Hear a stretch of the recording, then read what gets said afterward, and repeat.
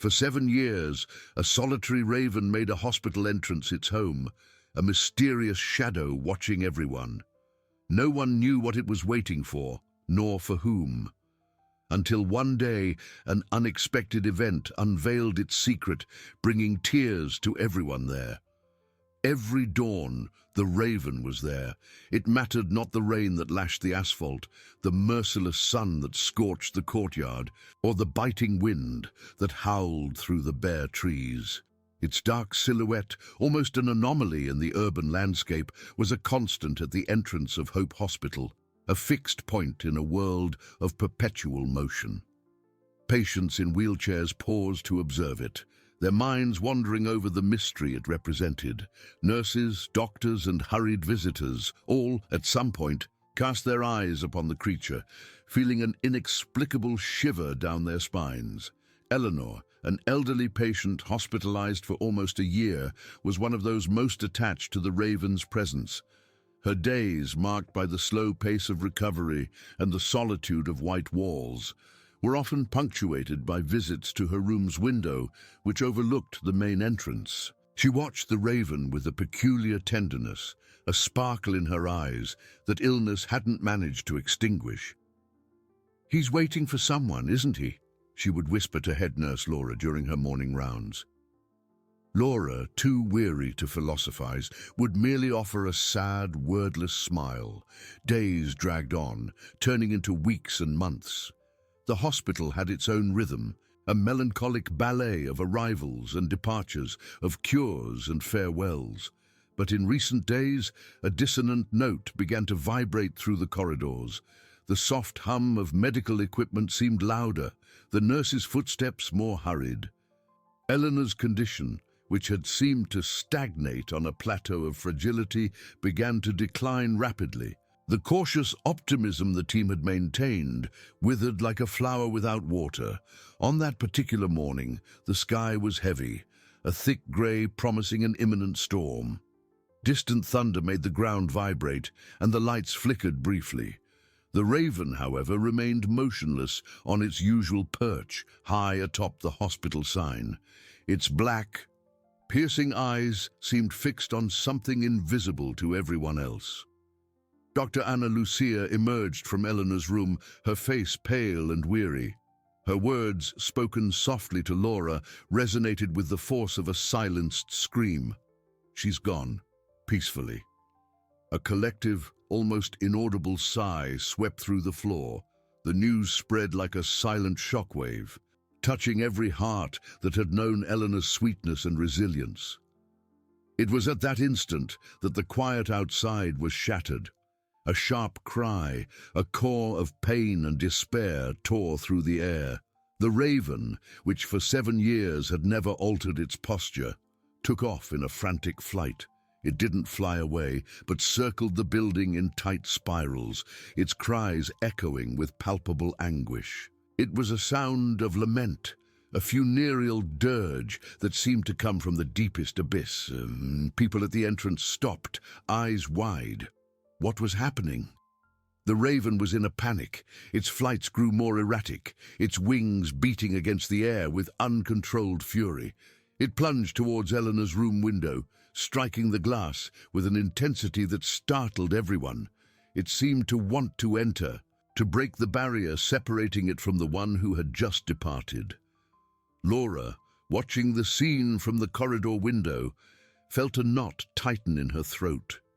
She remembered Eleanor's words, that peculiar tenderness. Suddenly, a memory, forgotten for years, surfaced with overwhelming clarity. 7 years ago, when the raven first appeared, Eleanor was one of the first patients to notice it. She used to leave small breadcrumbs on her windowsill, always talking to the creature as if it were an old friend. The truth struck Laura with the force of lightning. The raven wasn't waiting for someone. It was waiting for Eleanor. Its unwavering vigil wasn't a faceless mystery, but a testament to a silent, profound bond, forged over 7 years of small kindnesses and a connection that transcended human understanding. Tears began to stream down Laura's face, hot and abundant. She wasn't alone. Patients, Nurses, security guards, all who witnessed the raven's desperate lament, all who had somehow grown attached to its enigmatic presence, felt the same pang of pain in their chests. The raven, in its raw, uncontained grief, had unveiled its secret, and with it the entire hospital wept. They wept for Eleanor, they wept for the raven's loyalty, and they wept for the beauty and sorrow of a love that not even death could silence. The collective tears that moistened the eyes of staff and patients were not just for Eleanor's passing, but for the overwhelming revelation of such pure and unexpected love. That sharp core, once a mystery, was now the sound of the deepest desolation. The raven did not cease its lament. Its frantic flights around Eleanor's empty room continued for hours, an aerial ballet of pure agony. Its wings beat against the wind that now intensified outside, bringing with it the first heavy drops of rain that drummed against the windows. Laura, the head nurse, remained at the corridor window, watching the scene with a heavy heart. The image of the raven, so helpless in its grief, etched itself onto her soul. She felt a weight, a silent guilt for not having understood before, for having minimized the connection Eleanor had tried to describe. That raven was not just a bird, it was a guardian, a confidant, a reflection of Eleanor herself in her quietude and resilience. News of Eleanor's death and the raven's reaction spread quickly through all floors of Hope Hospital. Patients who could barely move asked to have their beds turned towards the windows or were wheeled into corridors with an outside view. They watched the raven's spectacle of grief, and in every beat of its wings, in every hoarse cry, they saw reflected their own losses, their fears, their hopes for a love that would withstand everything. Dr. Marcus, a surgeon known for his cold, pragmatic demeanor, was found by a nurse standing in the entrance hall, his eyes fixed on the raven that now briefly rested on Eleanor's windowsill, its beak brushing the glass as if seeking a final touch. There was an unusual moisture in the doctor's eyes, a sign that even those hardened by the routine of death were touched by the scene. "I've never seen anything like it," he murmured, his voice hoarse, almost unrecognizable. 7 years, 7 years of waiting, it's unbelievable." The rain thickened, turning the courtyard into a grey mirror. The raven, drenched and exhausted, seemed oblivious to the cold and damp. It remained there, a statue of suffering. Its frantic energy had subsided, replaced by a somber stillness, punctuated by lower, almost whispered caws that seemed to come from a place of profound exhaustion. Laura felt an irresistible need to do something, anything. She descended to the main entrance, ignoring the curious glances of the security guards. The glass door hissed open slightly, and the cold, damp air enveloped her. She looked at the raven, which raised its head, its black eyes fixed on her. There was no fear in its gaze, only deep pain and a strange familiarity. With a choked voice, Laura spoke, as if the raven could understand. "I'm so sorry, my friend. She's gone." A low caw escaped the raven's beak, a sound that seemed to agree with her words, an acknowledgement of the irreversible truth. Laura felt the knot in her throat tighten further. She knelt, placing a small piece of bread she had taken from the cafeteria onto the drenched flower bed, a gesture of respect, an offering to Eleanor's memory and the raven's loyalty. The raven watched the bread, but did not move. Its vigil was not for sustenance, but for something far more essential. The rain continued to fall, washing the courtyard, but not the sorrow that hung over the hospital. Eleanor's absence was now a palpable presence, echoing in the corridors, in the windows, and most intensely, in the raven's solitary figure. The hospital, once a place of routine and procedures, had been transformed. That day, the death of a patient and the lament of a bird had taught everyone the true meaning of waiting, of love, and of a connection that not even death could sever. The question that hung in the air, as heavy as the clouds, was, what would become of the Raven now? Its mission had ended. What would keep it there?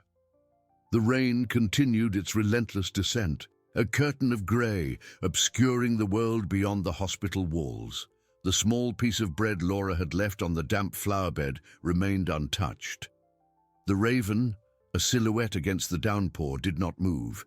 Its eyes, though fixed on Laura for a moment, soon returned to Eleanor's empty room window, a silent testament to a grief too profound to be appeased by mere sustenance. Laura watched from the entrance, the cold penetrating her bones, but her gaze was unwavering. The question that hung in the air, heavy and unspoken, began to find an answer in the bird's immobility. It wouldn't leave. Not yet. Its mission, indeed, had ended in the most literal sense, but the bond it had forged would not unravel so easily. Love, she realized, was not something that extinguished with death, but transformed, finding new ways to exist, to persist. In the days that followed, the Raven's presence at the entrance of Hope Hospital ceased to be a mystery and became a living legend. What was once an enigma was now a symbol, a silent guardian of Eleanor's memory and, by extension, of all the lost loves and endless waits lived within those walls. It no longer cawed with the anguish of before, but its stillness was even more potent, a black and white mourning that spoke volumes. Laura, in particular, felt strangely connected to the bird. Every morning round, every coffee break, instinctively led her to the window or door to observe the Raven. She began to leave small portions of water and seeds in a discreet corner of the flower bed, not expecting it to touch them, but as a gesture of respect, a continuation of that small kindness Eleanor had initiated years ago. To her surprise, and to the silent relief of her heart, the Raven occasionally approached, drank a little water, or pecked at a seed, always maintaining the dignity of its grief. The story of the Raven and Eleanor spread beyond the hospital corridors, reaching the city through staff and visitors. Journalists began to appear, curious to document the phenomenon, but the hospital administration, led by Dr. Marcus, maintained a protective stance. "It's not a spectacle," he had said in a meeting, his voice softer than usual. "It's a moment of mourning and respect. We must honor that." Patients, especially the elderly and those facing long hospitalizations, found a new kind of comfort in the Raven's presence. It was proof that love could be eternal, that loyalty could transcend the barrier of species, and that even in absence, the connection remained. They saw it as a guardian angel, a reminder that they were not alone in their struggles, that there was an invisible force, a silent hope, watching over them. A young patient, Anna, just 17, battling a terminal illness, asked to have her bed moved to a room overlooking the entrance. She spent hours observing the Raven, sketching its silhouette in notebooks. "He understands me," she confided to Laura one day, a faint smile on her lips. "He knows what it's like to wait, and he knows what it's like to love so much it hurts." Laura realized that the Raven, by staying, had found a new mission. It was no longer waiting for someone, but was waiting with all of them. Its vigil had broadened, becoming a collective symbol of resilience and affection. It was the beating heart of an unspoken promise that no one was truly alone in their pain or their hope. But this new phase was not without its challenges. The constant presence of a wild animal, however emblematic, began to generate discussions among the staff. There were concerns about hygiene, the hospital's image, and the possibility of attracting other animals. Dr. Marcus, though touched, had the responsibility to maintain order and safety. The quietude of that collective mourning began to be tested by the practical demands of the real world, and Laura knew that sooner or later a decision would have to be made about the Raven's fate. The bird's loyalty had touched everyone, but the hospital's bureaucracy was not so easily moved. The question now was no longer what would keep it there, but for how long it could remain. The quiet reverence that had enveloped Hope Hospital began to fray at the edges, eroded by the inevitable tide of practicality. The collective mourning, though profound, could not forever silence the hum of administrative concerns. The Raven's presence, once a mystery and now a symbol, was slowly transforming into a dilemma. Dr. Marcus convened an emergency meeting with the leadership team. The conference room, bathed in the cold light of fluorescent lamps, felt heavy with unspoken tension. The scraping of chairs against the floor echoed in the silence as everyone took their seats. Laura felt a knot in her stomach. She knew what was coming.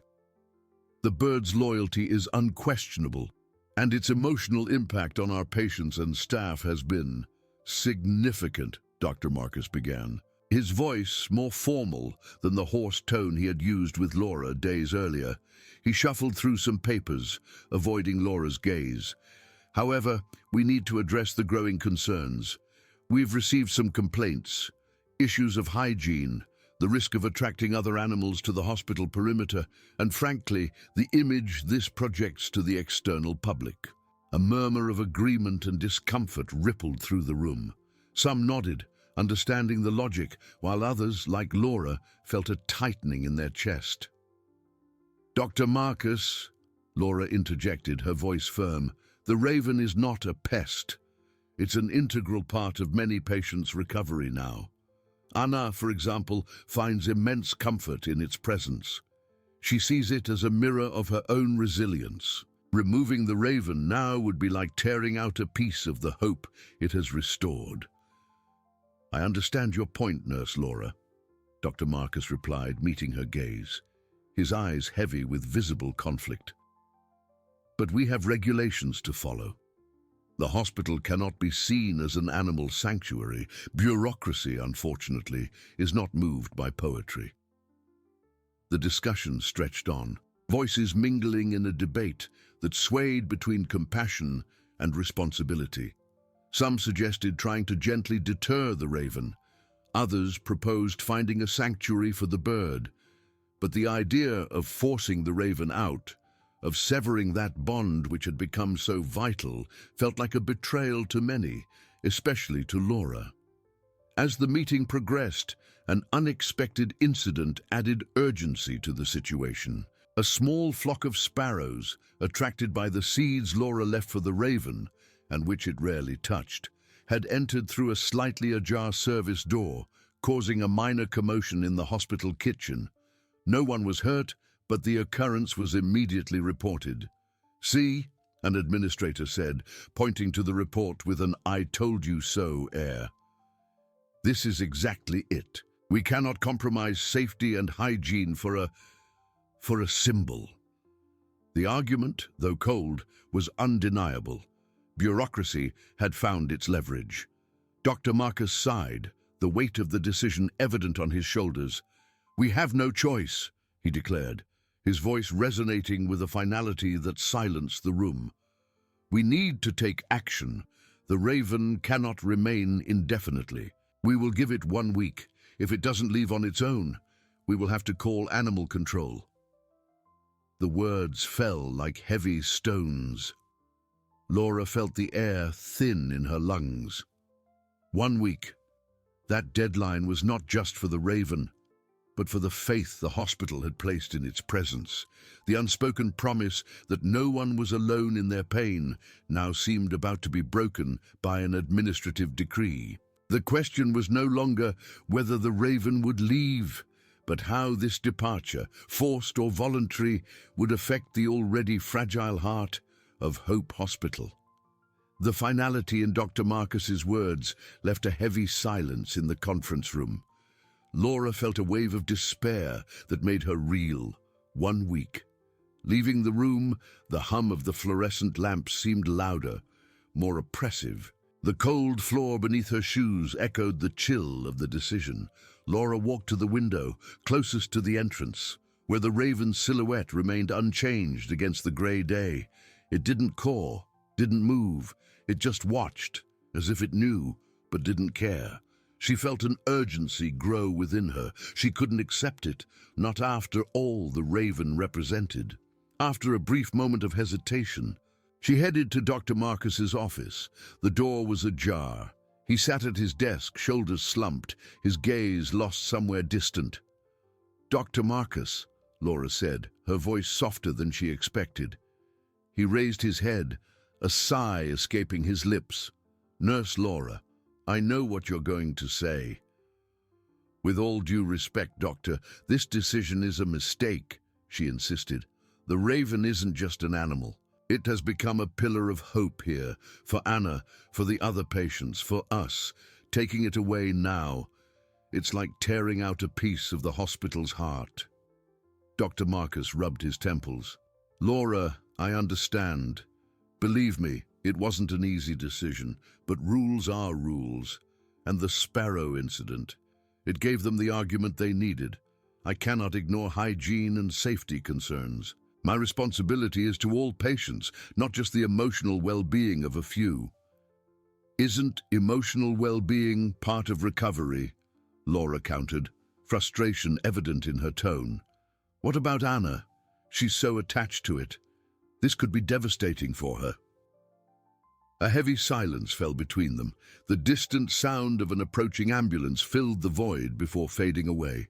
"I'll speak with Anna personally," Dr. Marcus finally said, his voice weary. "But the decision is made. 1 week. That's all I can give." Laura left the office with a heavy heart. The conversation had led nowhere. Bureaucracy had won, at least for now. Her next stop was Anna's room. The young woman sat on her bed, a sketchbook open on her lap, watching the Raven through the window. She had drawn the bird in various poses, each stroke capturing the dignity and melancholy of the avian visitor. "Anna?" Laura called, sitting on the edge of the bed. Anna turned, a faint smile on her lips. "He's there, nurse. He never fails." Laura felt a knot in her throat. How would she tell her? "Anna, I need to tell you something about the Raven." As Laura spoke, Ina's expression shifted from serenity to profound sadness. Tears began to roll down her thin face. "They're going to take him away," she whispered, her voice choked. "But he needs to stay.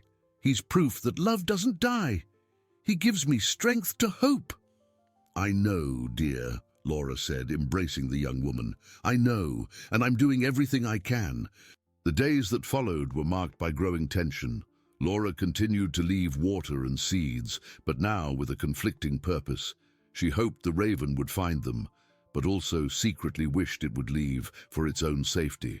She watched it, looking for any sign that it was preparing to fly, to seek a new home. But the Raven remained, unperturbed, its vigil unwavering.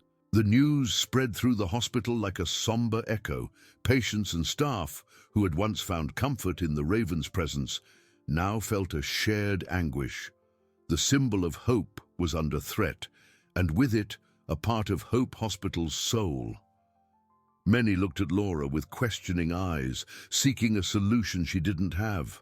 With each sunset, the 1-week deadline seemed to shrink, bringing with it the shadow of an imminent farewell. Laura spent more time at the entrance, watching the Raven under the faint light of the streetlights, the cold night wind brushing her skin. She wondered what the bird would do. Would it flee, resist, or simply accept its fate as Eleanor had accepted hers? Uncertainty hung in the air, as dense as the fog that sometimes rose from the nearby river. The quiet of the night was broken only by the rustling of dry leaves, and in her mind, by the relentless ticking of the clock. The final days of that administrative ultimatum weighed upon Hope Hospital like a grey shroud. Each dawn brought not the promise of a new day, but the countdown to an imminent loss. Laura felt anguish gnaw at her insides, a constant weight that made every step in the silent corridor an exhausting journey.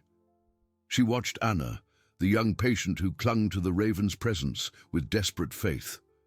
Anna's smile, once fragile but present, had vanished, replaced by a shadow of profound melancholy. Her drawings, once vibrant with the raven's image, were now filled with dark, almost abstract strokes that seemed to weep on the paper. "He can't go, Nurse Laura," Anna repeated, her voice a mere whisper as her eyes fixed on the window sought the bird's dark figure. "If he goes, hope goes with him." Laura embraced her, feeling the fragility of Anna's bones, the fever of her sorrow. Words of comfort seemed hollow, empty before the certainty of what was to come. She tried to argue again with Dr. Marcus, sought articles on the benefits of animal therapy, proposed alternative solutions, a more discreet aviary, a sanctuary on the hospital grounds itself. But the doors of bureaucracy remained impenetrable, sealed by the one-week decision. "Laura, there's nothing more I can do," Dr. Marcus had said, his voice laden with a resignation that mirrored hers. "The orders came from above. The administrative board is inflexible. The Sparrow incident, though small, was the last straw for them. I cannot put my position and the hospital's reputation at risk for a bird." The word bird sounded like an insult, diminishing the magnitude of what the raven represented. Laura knew Marcus didn't want to be insensitive, but the cold reality of his job compelled him to be. News of the raven's imminent removal had spread, and the hospital's atmosphere changed drastically. Patients who had miraculously recovered, who had found a reason to fight in the raven's vigil, now felt betrayed. The hope the raven had symbolized seemed to be torn from them, a cruel reminder of the impermanence of all things. Conversations in the corridors were whispers of disappointment and contained anger. Some staff, loyal to Dr. Marcus, tried to justify the decision, but their arguments rang hollow. Laura spent her nights at the hospital entrance, sitting on a cold bench, watching the raven. It remained there, an immobile silhouette against the city's diffuse light, its presence a mixture of defiance and patience. She spoke to it in a low voice, as if the bird could understand the complexity of the situation. "Please go away," she whispered, her words lost in the night wind. "Please fly far away before they catch you." But the raven didn't move, its black eyes fixed on the entrance, as if waiting for something or someone that only it could see. On the last morning of the deadline, the sky was grey, heavy with low clouds that seemed to weep in silence. Laura arrived at the hospital with a knot in her throat, feeling the imminence of disaster. She saw Dr. Marcus at the entrance, phone in hand, his face pale and tense. He was about to make the call to animal control. A shiver ran down Laura's spine. The raven was there, as always, perched on the first-floor windowsill, watching the entrance. "Dr. Marcus, please wait," Laura pleaded, her voice hoarse with desperation. "Give it one more day. Maybe it will leave." "Laura, I can't," he replied, his voice low and firm, but with a trace of pain. "There's no more time. They'll be here in an hour." He began to dial, his fingers hesitating for a split second before pressing the last digit. The sound of the dialing echoed in the heavy morning silence, a final sentence. At that exact instant, an unexpected sound tore through the air. It wasn't a cry of pain nor a raven's caw, but a call. A faint, almost inaudible call, coming from inside the hospital. It was Anna. Laura and Dr. Marcus exchanged an alarmed glance. The phone slipped from Marcus's hand. Falling to the floor with a dull thud, the call interrupted. They rushed inside, Anna's call repeating, more urgent now. In Anna's room, the scene that awaited them was one of overwhelming fragility. Anna lay in her bed, her body convulsing slightly, eyes wide, fixed on something outside the window. Her face was damp with sweat and tears, and she pointed with a trembling finger towards the windowsill. The raven was no longer at the entrance. It was there outside Anna's window, not perched, but gently tapping its beak on the glass, as if trying to get her attention. Its black eyes, once merely observant, now seemed filled with a particular urgency, a dark intelligence. He's here," Anna managed to whisper between gasping breaths, a thread of hope and terror in her voice. "He came for me." Laura and Marcus approached the window, stunned. The raven, which had never come so close, which had always maintained a respectful distance, was now mere inches from Anna. It continued to tap, a soft, insistent rhythm. Suddenly, Anna began to have a severe respiratory crisis. Her body convulsed, air struggling to enter her lungs. An alarm began to sound, low at first, then growing in intensity, calling the emergency team. Laura acted instinctively, calling for help, while Dr. Marcus rushed to Anna's bedside, his expression of shock quickly replaced by medical determination. The raven outside seemed to intensify its tapping, a silent plea as chaos erupted in the room. The fate of the raven and that of the young patient now seemed intrinsically linked by an invisible thread of urgency and mystery. The emergency alarm shrieked, a strident summons that tore through the fragile quiet of the morning. Nurses and doctors, their faces etched with urgent concern, flooded Anna's room. Laura, her heart hammering against her ribs, moved aside as the medical team swarmed around the bed. Dr. Marcus, his previous tension replaced by surgical focus, barked orders, his hands already working with practical efficiency. Anna coughed violently, each sound a blow to Laura's chest, while the monitors beside the bed began to emit frantic beeps, reflecting her body's desperate struggle. Outside the window, the raven continued its rhythmic tapping, soft but incessant, like a dark heart echoing the young woman's agony. Laura, for an instant, felt a chill. It wasn't just a bird. Its black eyes, fixed on Anna, carried an intensity that seemed to transcend animal comprehension. It was an observer, yes, but also a silent participant, a herald of something Laura couldn't name. The emergency team worked in unison, the choreography of a medical crisis. An oxygen tube was adjusted, medications administered with agility. Anna's breathing, once a desperate gasp, began to calm, though it was still shallow and labored. The chaos subsided into controlled tension, the sound of the monitors still present, but less strident. Anna's fever, however, had spiked, and her skin was damp and cold to the touch. Dr. Marcus stepped back from the bed, his face pale and sweaty, but with the bitter satisfaction of a doctor who had just pulled a patient back from the brink. He looked at Laura, and their eyes met in a moment of silent understanding. The phone, still lying on the floor at the hospital entrance, seemed a relic of a distant life, a decision that now appeared trivial in the face of Anna's fragile life. "She's stabilized for now," Dr. Marcus said, his voice hoarse, but it was close, very close. He rubbed his temple, exhaustion weighing on him. His eyes drifted to the window, where the raven still was, motionless, its eyes fixed on the room. The gentle tapping had ceased, replaced by a silent vigil. Laura felt the urgency to speak, to use that moment as leverage. "Dr. Marcus, did you see? He was here, he came to her. He sensed she needed him." Marcus sighed, a heavy sound. "Laura, we can't jump to conclusions. It's a coincidence. A remarkable coincidence, I admit, but a coincidence nonetheless." The conviction in his voice, however, seemed somewhat shaken. "Coincidence," Laura retorted, her voice thick with emotion. "He never came this close. He never tapped on anyone's window before. He was calling for her, Dr. Marcus, and she saw him. She knew he was there." The medical team began to disperse, leaving a nurse to monitor Anna. The room was silent again, except for the soft beeps of the machines. Anna slept, a sleep induced by exhaustion and medication, her face still etched with the struggle.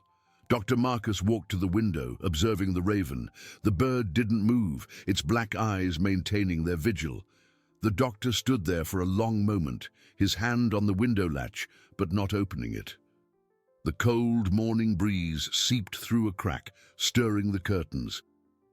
"I don't know what to think, Laura," he finally admitted, his voice low, almost a whisper. "My rational mind tells me it's absurd, but Anna's life.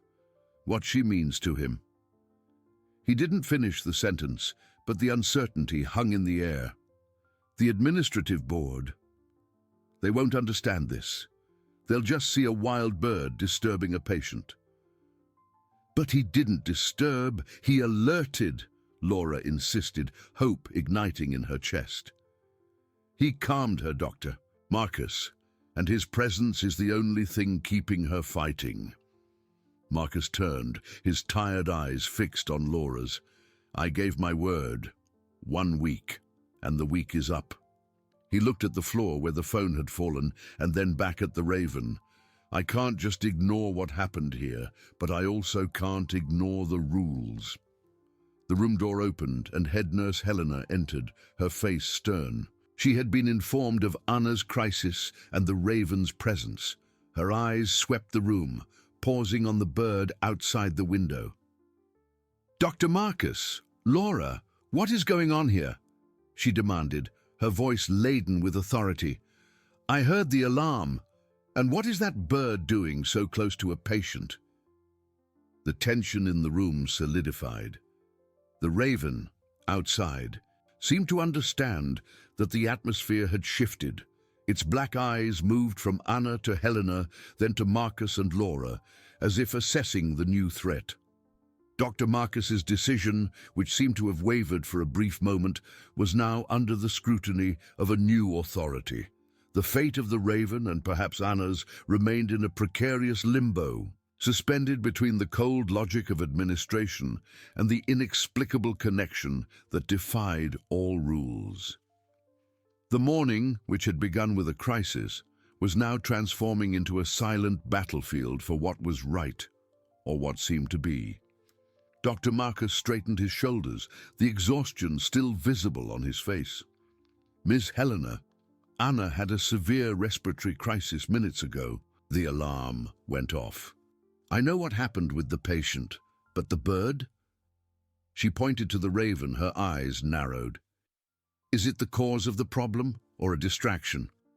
No, Miss Helena, Laura interjected, her voice firm despite the tremor in her hands. It's not a distraction. It was here when the crisis began. It tapped on the window, as if alerting us.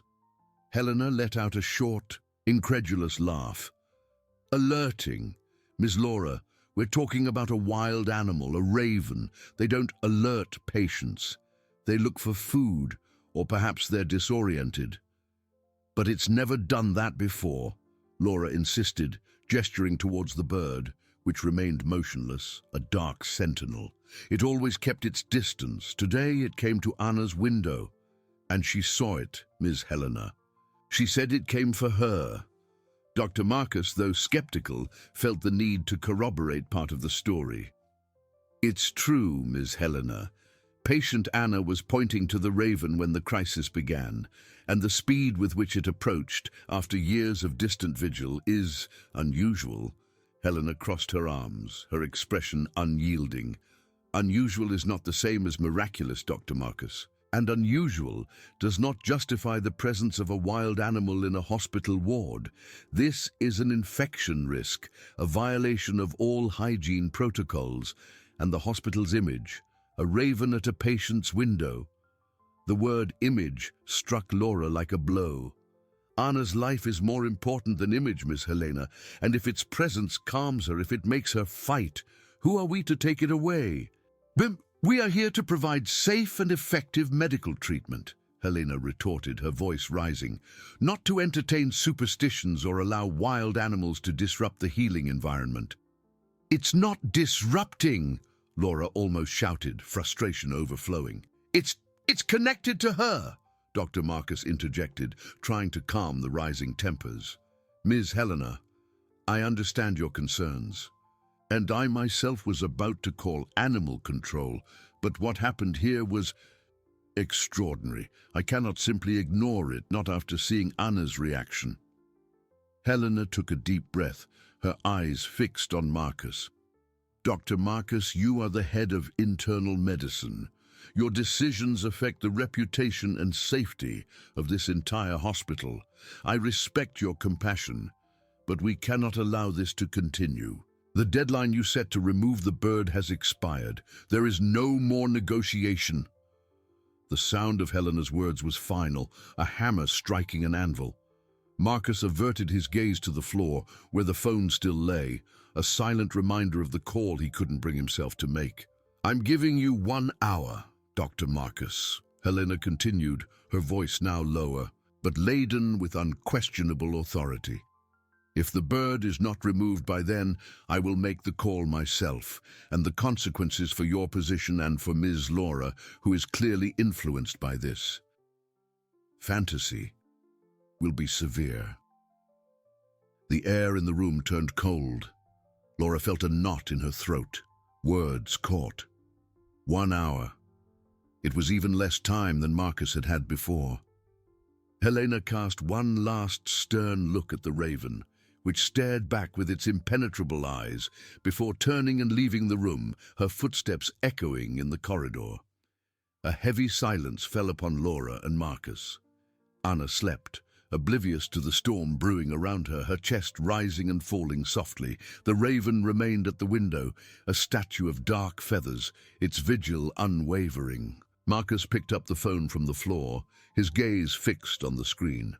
1 hour, he murmured, his voice almost inaudible. "What do we do, Laura?" Laura looked at Corvus, then at Anna. The connection seemed so obvious to her, so visceral. But how to convince someone who saw only a wild bird and a set of unbreakable rules? "We can't let it go, Dr. Marcus," Laura said, her voice choked. "Not now, not after everything." The doctor ran a hand through his hair, a gesture of profound frustration and helplessness. "They won't understand. No one will. And what if something happens to Anna because of it? An infection risk, as she said. Or if it frightens her again. And what if something happens to Anna without it?" Laura countered, her voice laden with a conviction that came from 7 years of observation, of every small gesture of hope Corvus had inspired. "It's her hope. It's why she's still fighting." Marcus looked at Corvus. The bird, as if sensing the weight of the decision, tilted its head slightly, its black eyes fixed on the doctor. It was a gaze that seemed to carry an inscrutable depth, a silent challenge. "I don't know, Laura," Marcus confessed, his voice a thread of despair. "I really don't know. My career, your career, are at stake here. Helena isn't bluffing. Our careers aren't more important than Anna's life," Laura burst out, tears starting to form in her eyes. "And her life is linked to it. If we take it away now, after what happened, I feel that she'll give up." The doctor looked at Anna, who slept an induced sleep, her face pale and fragile. The rhythmic beeps of the machines were the only melody in the room, a constant reminder of the thin line between life and silence. He approached the bed, observing the young patient, the image of the raven tapping on the window, the urgency in its eyes, Anna's reaction. All of it clashed with years of medical training and protocols. "Is there any precedent?" Marcus murmured, more to himself than to Laura. "Any exception for animal therapy? Although it's not exactly a therapy animal." "Not for wild ravens in an ICU, Dr. Marcus," Laura said bitterly, "but its connection with Anna. That's something medicine can't explain. We can't ignore it." Marcus began to pace the room, hand on his chin, his gaze lost on the floor. "If I call animal control, they'll take it. It won't come back. And what if Anna wakes up and it's not there?" He shuddered at the thought. "But if I don't call, Helena will, and the consequences will be worse." An idea, desperate and perhaps foolish, began to form in Laura's mind. What if we don't have to remove it permanently? What if we can convince Helena to give us more time, to observe? Marcus stopped, looking at Laura, a spark of hope mixed with skepticism in his tired eyes. "Observe what? A wild bird? She won't accept that. She's already made it clear." "But what if we have proof?" Laura insisted, her voice gaining strength. "Not just our words. Something more, something she can't so easily ignore. The doctor frowned. What kind of proof? A video of the raven tapping on the window. She'll say it's an anomaly, a disoriented bird. Laura looked at Corvus again. It was there, as always. Its eyes seemed fixed on Anna. The idea she had was risky, perhaps insane, but it was the only chance. Not a video of what happened before, Laura said, her eyes shining with renewed determination. But a video of what happens now, if it truly has this connection, if it truly is her hope. Perhaps we can show that to Helena. Not as a superstition, but as a healing factor, an element of psychological well-being that medicine sometimes underestimates. Marcus pondered the idea, his lips pressed thin. It would be an enormous risk. If it does nothing, or if it flies away, we will have only validated Helena's point, and we will have lost the precious time we have left. But what if it does? Laura countered, the passion in her voice undeniable. What if it shows her what we've seen? You said you can't ignore what happened. Neither can I, and neither can Anna. Silence once again hung in the room, interrupted only by the soft beeps of the machines and the distant rustling of the wind. Marcus looked at the phone in his hand, then at Anna, and finally at Corvus, who remained an imposing sentinel at the window. Time was running out. The decision had to be made. The risk was immense, but the alternative was defeat, and perhaps the loss of Anna. "All right," Marcus finally said, his voice low but firm, like a man who had just decided to jump off a cliff. "We'll try, but we have less than an hour, and if this fails, there will be nothing more I can do for it, or for us." Laura felt a relief, mixed with a chilling terror. It was a chance, however small. She picked up her own phone, her hands trembling slightly. The fate of the Raven, Anna's fate, and the fate of their own careers now depended on a bird and a connection that defied all logic. The morning, which had begun with a crisis and transformed into an ultimatum, now set the stage for a final, desperate act of faith. Laura's hand trembled slightly as she picked up her phone, the cold metal in her palm. Marcus's gaze was a mixture of resignation and faint hope, fixed on Corvus, then on Anna, then on the wall clock that seemed to accelerate time. The beeps of the heart monitors were a constant reminder of the fragility of the life they were trying to protect, and of the relentless deadline. "We need a good angle," Laura murmured, more to herself, searching for the best position for the device. She couldn't risk startling Corvus with an abrupt movement. Carefully, she propped her phone on a small bedside table, positioning it to capture both the bird at the window and Anna's pale face in the bed. The morning light, once soft, now seemed harsh, exposing every detail of the scene, every shadow of doubt and despair. Marcus approached, observing the screen's reflection on the window glass. "It can't know it's being filmed," he whispered, his voice tense. "Anything different could change its behavior." Corvus, oblivious to the preparations, or perhaps simply ignoring them with the ancient wisdom it seemed to possess, remained motionless. Its black eyes were fixed on Anna, a stillness that was almost unsettling. The wind outside hissed, rustling the tree leaves, and a distant cooing of pigeons could be heard. But in Anna's room, the silence was heavy, only punctuated by the beeps of the machines. Laura took a deep breath, pressed the record button. A small red light glowed on the phone screen, a silent point of vigilance. Now it was time to wait for the inexplicable, for the miracle they desperately needed to present as proof. Minutes dragged on, each longer than the last. The tension in the room was almost palpable, tightening Laura's and Marcus's chests. They moved to the farthest corner of the room, observing. Anna continued to sleep, her breathing soft and regular, the machines keeping her stable. Suddenly Corvus moved, Not a flight, not a startle, but a deliberate movement. It tilted its head, its eyes fixed on Anna. Then, with surprising gentleness, it made a small hop from the window frame to the sill, closer to the glass. It was mere inches from Anna's face. Laura held her breath, her heart pounding in her chest. Marcus stiffened, his eyes wide, observing every minute detail. Corvus stretched its neck, and then, with the tip of its beak, gave a soft tap on the glass, directly in Anna's line of sight. It wasn't the frantic tapping from before, but a delicate touch, almost a caress, a subtle sound, a muffled tick against the glass. And then it happened.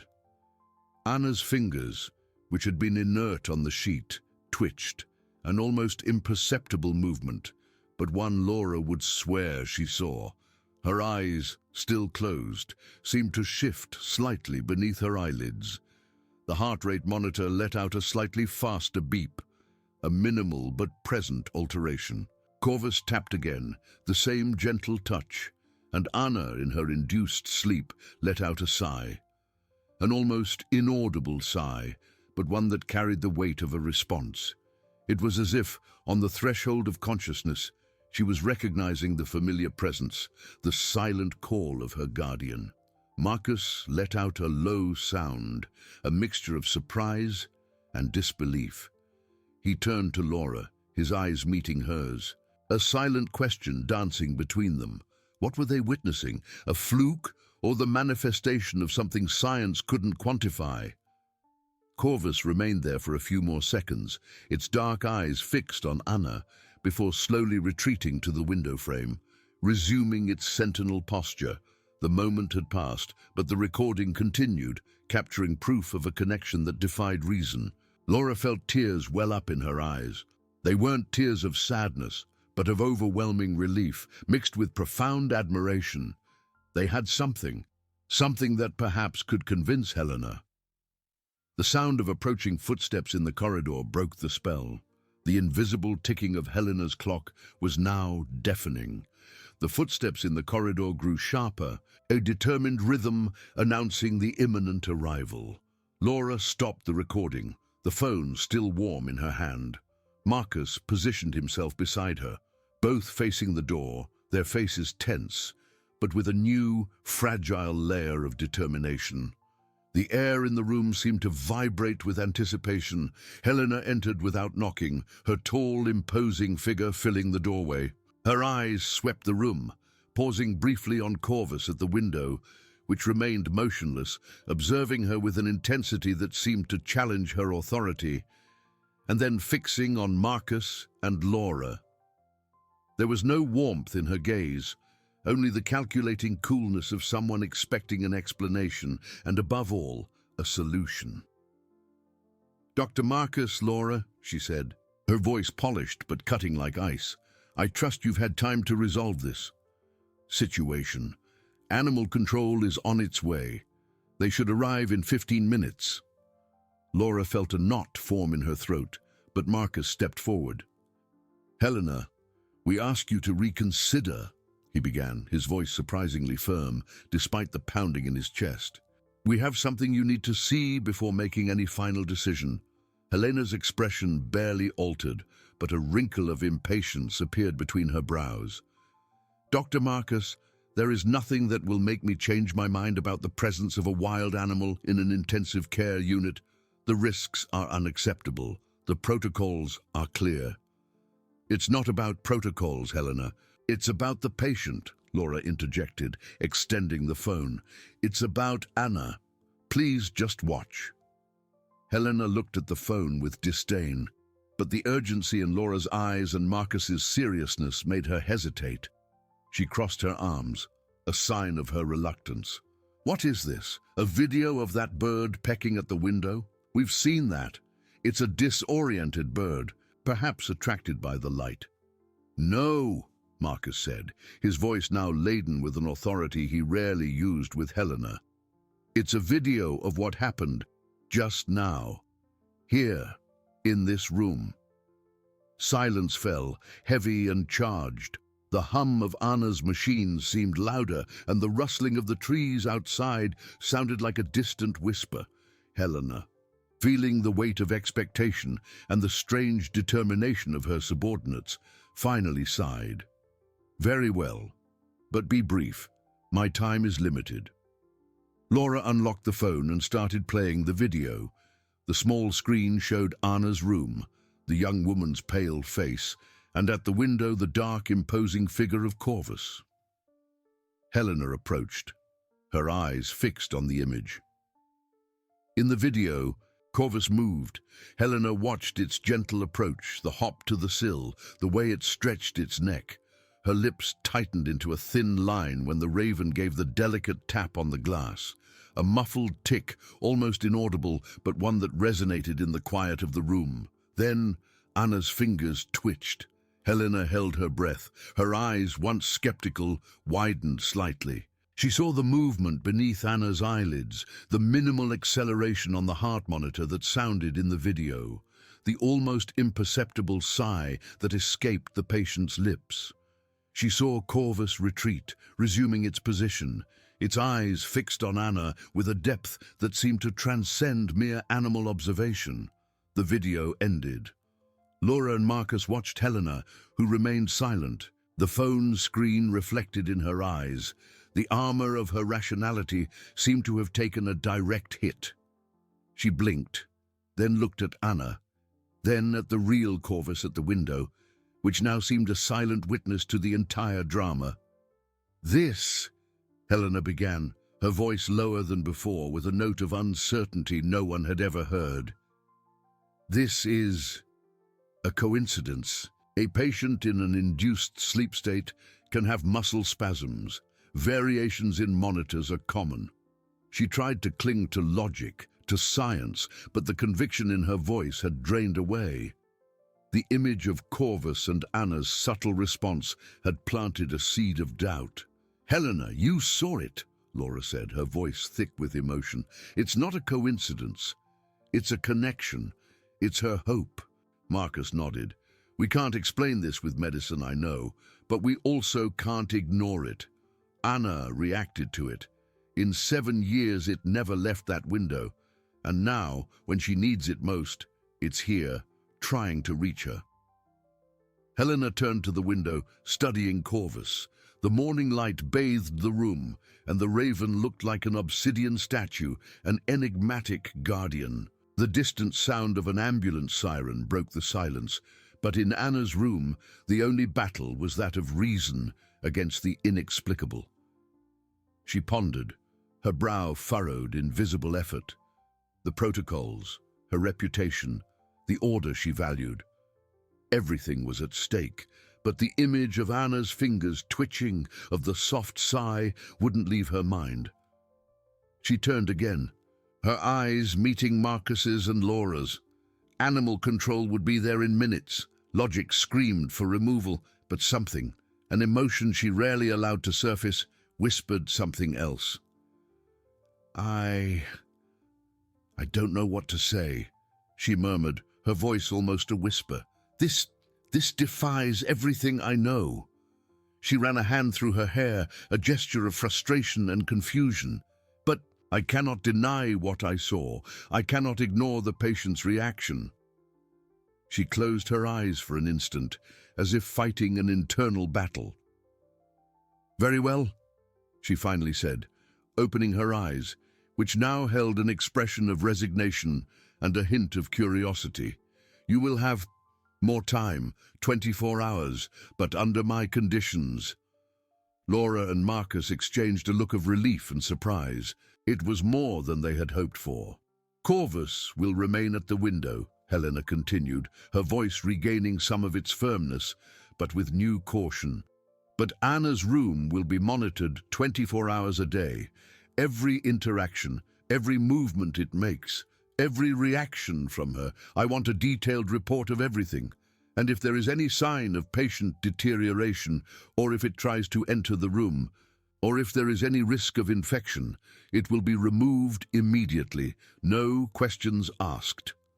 She looked at them, the seriousness in her eyes undeniable. And if, at the end of 24 hours, there is no concrete proof that its presence is measurably benefiting Anna, it will be taken away, and there will be no further discussion. Understood? Laura and Marcus nodded, relief crushing the terror of the conditions. It was a chance, a real chance. Helena took Laura's phone, called animal control, and cancelled the removal, her voice professional and concise. Hanging up, she looked at Corvus again, a gaze that mixed skepticism with a strange fascination.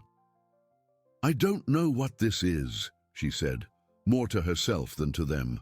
"But if this bird is the only thing that can bring Anna back, then so be it." The door closed behind her, leaving a different silence in the room.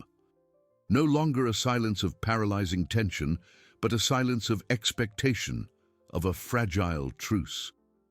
Laura and Marcus exchanged glances, a tired but hopeful smile beginning to form on Laura's lips. The war wasn't over, but a crucial battle had been won. Now they had 24 hours to prove the impossible. The fate of Anna and her winged guardian depended on it. The silence Helena left behind was not empty. It was filled with a dense mixture of relief and an even greater anxiety. Laura and Marcus exchanged glances, the smile Laura had managed moments before twisting into a tense line. The truce was fragile, the conditions overwhelming. 24 hours. The deadline echoed in the room, a new rhythm overlaying the constant hum of the machines. 24 hours, Marcus repeated, his voice hoarse, almost a whisper. He ran a hand across his forehead, weariness weighing on his shoulders. "It's a chance, but it's a mountain we need to climb." Laura nodded, the phone still in her hand, its dark screen a mirror of her own uncertainties. "She wants concrete proof," Laura said, fixing her eyes on Corvus, who remained at the window, an immobile silhouette against the morning light. "What we consider proof, Helena will call a coincidence." Marcus's eyes swept the room, pausing on Anna's monitors, whose readings continued in their worrying monotony. "We need data, Laura. Not just a video. We need a pattern, something that demonstrates a consistent physiological response to its presence." Head nurse Clara, a middle-aged woman with kind eyes but relentless efficiency, entered the room, pushing a cart with additional monitoring equipment. "Dr. Marcus, Laura," she said, her voice soft but professional. Dr. Helena ordered continuous monitoring. "We're installing additional cameras and more sensitive sensors on the patient's vital signs monitors. They would be watched, every movement, every breath, every hope. Not just Corvus and Anna, but them too. Helena's scrutiny would be relentless." "Thank you, Nurse Clara," Marcus replied, his mind already in planning mode. "We'll need access to real-time records. Every variation, no matter how small, will need to be documented." As Clara and her team worked silently, installing the new cameras that now pointed towards Anna and the window where Corvus stood, Laura approached Anna's bed. The young woman's pale skin seemed even more translucent under the room's cold light. She touched Anna's hand, a gesture of tenderness and silent plea. "Please, Anna," Laura whispered, her voice choked with emotion. "Fight! We're fighting for you! It's fighting for you!" Corvus, as if it had heard, stretched its neck slightly, its dark eyes fixed on the bed. There was no obvious sign of recognition, but its posture was one of unwavering vigilance, a silent promise.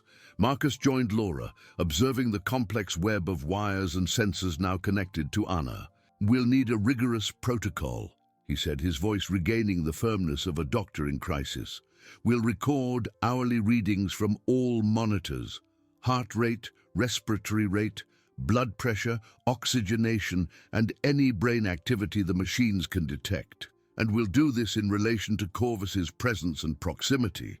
Laura looked at him, a new determination igniting in her eyes. "And we'll record every interaction, every time it taps on the window, every movement it makes towards her." They both turned to Nurse Clara. "Nurse, can we set up an alert system to notify us of any minimal change in Anna's vital signs, please? Even if it's a spike that lasts only a few seconds," Marcus asked. Clara nodded. "We're already setting that up, Dr. Marcus." "Doctor, Helena's order was very clear. Nothing must go unnoticed." The irony was palpable. The very surveillance Helena imposed to find a flaw they would use to find the proof. The following hours blurred into a frenzy of activity. Marcus and Laura set up an improvised monitoring station in the small office next to Anna's room, where they could observe the cameras and real-time data. They reviewed the videos, comparing Corvus's interaction moments with the monitor readings. The first video, the one that had shaken Helena, was now the starting point, the anomaly they needed to replicate and justify. The sun began to move across the sky, casting dancing shadows in the room. Corvus remained at its post, a living statue unperturbed by the human commotion around it. From time to time, a subtle tilt of its head, a slow blink of its eyes, was the only indication of its awareness. Laura sat down exhausted, her eyes burning from staring at the screens. "What if it doesn't happen again, Marcus?" she asked, her voice fragile, doubt creeping in. "What if that was the only moment?" Marcus approached, placing a hand on her shoulder. "We can't think like that. Laura, we have to believe. And we have to document every millisecond, every beat of its wing. Science is about observation and repetition. If there's a connection, it will manifest." A soft beep sounded from Anna's monitor in the room, drawing their attention. Laura and Marcus turned to the camera screen. Corvus had moved.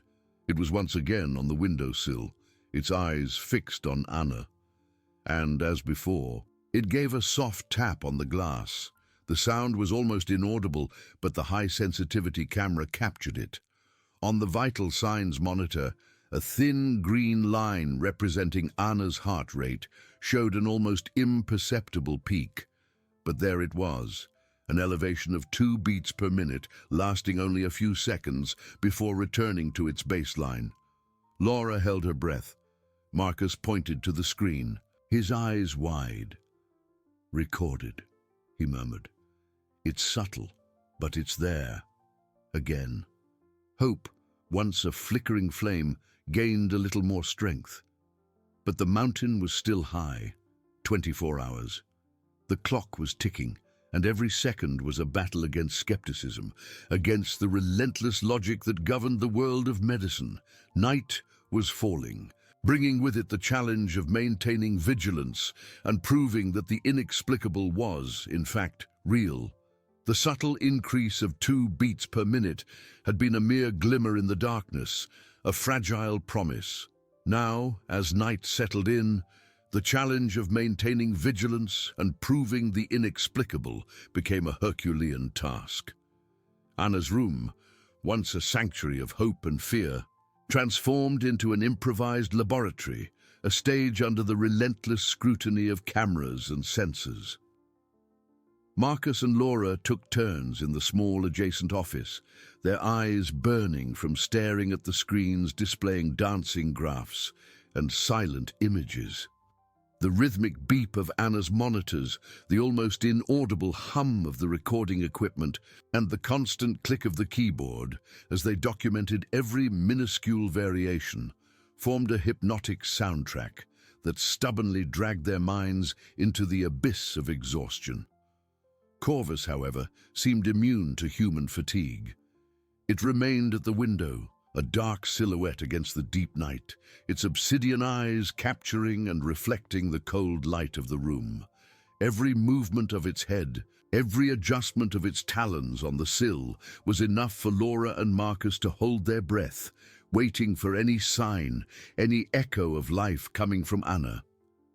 The first hours of the night were a test of patience. Anna's responses were minimal, almost ghostly. Small fluctuations in respiratory rate, an almost imperceptible tremor in the lines of brain activity, but nothing as convincing as the initial heart rate spike. Doubt began to gnaw at the edges of hope. Maybe it was just a coincidence, Laura whispered in a moment of despair, her voice hoarse. Perhaps Dr. Helena is right in her skepticism. Marcus squeezed her hand, a silent gesture of support. We can't give up, Laura. Every small alteration is crucial data. We're looking for a pattern, not an isolated miracle. He stood up, stretching his aching back. I'll get coffee. You need to close your eyes for a few minutes, even if you can't sleep. As Marcus walked away, Laura found herself inexplicably drawn to the window. Corvus seemed to observe her, a deep intelligence in its dark eyes. A silent plea escaped her lips. Corvus, she whispered, her voice laden with a mixture of exhaustion and despair. We need you. Anna needs you. Please show them. As if it understood, Corvus tilted its head. Then, with a deliberate movement, it lifted a talon and gently tapped on the glass. Not once, but twice. The sound, delicate as a falling leaf, reverberated in the tense silence of the room, captured clearly by the sensitive microphones. Laura looked at the screens, and there it was, a sharper elevation in Anna's heart rate, this time of 4 beats per minute, sustained for almost 10 seconds. And, for the first time, the brain activity monitors registered a small and consistent pattern of delta waves, indicating deeper neural activity than the basal coma pattern. A muffled cry escaped Laura's lips. She grabbed the camera microphone. "Marcus, get back here, now!" Marcus rushed back to the office, spilling some coffee on the floor. His eyes swept the screens. "What happened?" he asked, his heart pounding. "Look!" Laura pointed to the monitors. Her voice choked with emotion. It tapped twice, and look at her vital signs and the brain activity. Marcus studied the readings, his weary expression transforming into one of intense focus. "It's stronger this time, and the brain activity. That's significant, Laura. This isn't a coincidence." He began to type frantically, recording every detail, every millisecond of the event. Nurse Clara, on her night rounds, silently entered the office, drawn by the commotion. "Any developments, Dr. Marcus?" she asked. Her voice low and professional. Marcus nodded, a glimmer of hope in his tired eyes. "Yes, Nurse Clara, a very important development. Please ensure that the recording from this period is marked and saved with maximum priority." Clara nodded, already moving to check the systems. The news would spread quickly among the monitoring team, fueling curiosity and skepticism in equal measure. The night continued, but the tone had shifted. Every hour, Corvus seemed to perform a type of ritual, tapping on the glass or moving in a specific way, and almost always Anna responded with some alteration, however subtle. They weren't dramatic spikes, but they were consistent. A small variation in blood pressure when Corvus flew to a nearby branch and returned, an increase in oxygenation when it emitted a soft croak.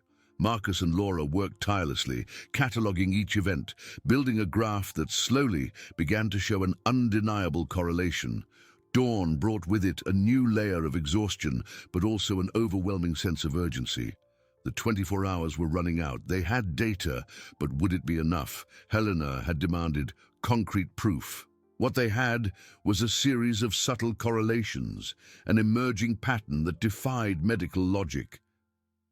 As the morning sun filtered through the blinds, Corvus was once again at its post, its eyes fixed on Anna. It hadn't slept, or at least hadn't shown such a need.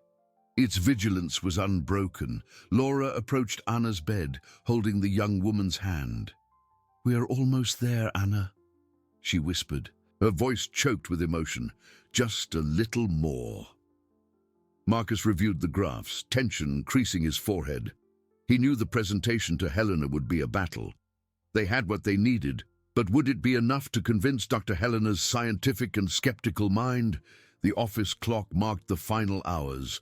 The ultimate decision was imminent. The fate of Corvus, and perhaps Anna's, rested on the interpretation of those subtle data, of that pattern that science still couldn't explain. Marcus and Laura looked at each other, exhaustion weighing on their shoulders, but a renewed fire in their eyes. The mountain of raw data was now organized into clear graphs, synchronized videos, and irrefutable tables of correlations. "It's now or never," Marcus said, his voice hoarse from so much talking and whispering.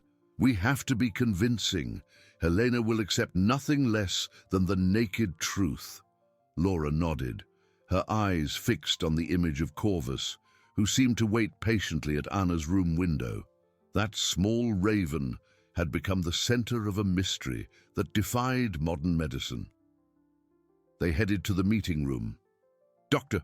Helena was already seated at the polished table, her expression austere, arms crossed. Beside her sat Dr. Ramirez, the hospital director, and two other members of the medical board. The atmosphere was charged with skepticism and expectation.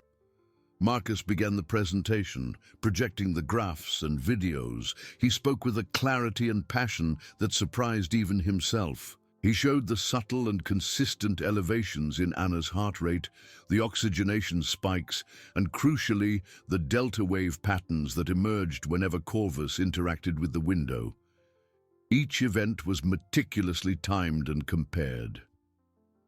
"Dr. Helena, Dr. Ramirez," Marcus concluded, pointing to a complex graph. "What we see here are not isolated coincidences. It's a pattern, a direct and repeatable physiological response from Anna to Corvus's presence and actions. The data is undeniable." Laura then took the floor, her voice thick with emotion, yet firm. "For 7 years, Corvus waited. For 7 years, it was a constant presence, a symbol. What we are seeing, what we are proving, is that this connection isn't just symbolic, it's real. It's a language of affection that Anna, in her state, is still capable of hearing and responding to." Helena listened in silence, her brow furrowed. Her eyes scanned the data, looking for flaws, inconsistencies. "Dr. Santos, Dr. Almeida," she began, her voice cold and controlled. "While the presented data shows certain correlations, medicine demands. It demands more than mere correlations. It demands clear causality. How can we rule out other environmental factors, or even the placebo effect, even though Anna is in a coma?" A tense silence filled the room. Laura felt hope dwindle. Marcus pressed his lips together, bracing himself for the inevitable verdict. It was at that exact moment that a sharp, insistent beep cut through the air. It didn't come from the presentation, but from the internal communication system. Nurse Clara burst into the room, breathless, her eyes wide. "Dr. Helena, Dr. Marcus, it's Anna. The monitors, they're going crazy." Everyone rose at once, Helena's disbelief replaced by immediate alarm. They rushed through the corridors, the sound of their shoes echoing on the marble. They arrived at Anna's room, where an extraordinary scene was unfolding. Corvus was no longer on the windowsill. It was inside the room, perched delicately on the edge of the bed, mere inches from Anna's face. It hadn't flown through the window. A slightly ajar door, perhaps left that way by Clara's haste, allowed its entry. Its obsidian eyes were fixed on Anna's, and it emitted a soft croak, a sound almost like a lament, repeatedly. On the monitors, the lines danced in a frenzy. Anna's heart rate soared to 120 beats per minute, blood pressure rose to levels indicating an alert response, and oxygenation reached an impressive peak. But most shocking was the brain activity. Delta waves had been replaced by a pattern of alpha and theta waves, indicating a level of consciousness not seen in years. Her facial muscles, previously relaxed, were tense, and a subtle tremor ran through her body. Laura rushed to the bed, calling Anna's name. Marcus, beside Helena, pointed to the monitors, barely able to contain his emotion. "Dr. Helena, look! It's a total response, a conscious response." Helena approached the bed, her eyes fixed on Anna, then on Corvus. The raven, as if sensing her presence, turned its head but did not move from the bed. It continued to emit its soft croaks, and each sound seemed to intensify Anna's response. Suddenly, Anna's lips moved. A faint, almost inaudible sound escaped her. It was a whisper, a syllable no one expected to hear. Corvus? The sound was so faint it could have been imagined, but Laura, leaning over her, heard it. Marcus heard it. And Helena, mere inches away, heard it too. The silence in the room was almost palpable, broken only by the frantic beeps of the monitors and the soft croaks of Corvus. Tears began to roll down Laura's face. Marcus felt a knot in his throat. Dr. Ramirez, who had remained silent, now wiped a corner of his eye. Helena, the relentless scientist, looked at Corvus, then at Anna. Her face, once rigid, softened into an expression of astonishment and finally profound emotion. Skepticism crumbled before that undeniable proof of a connection that defied all medical logic.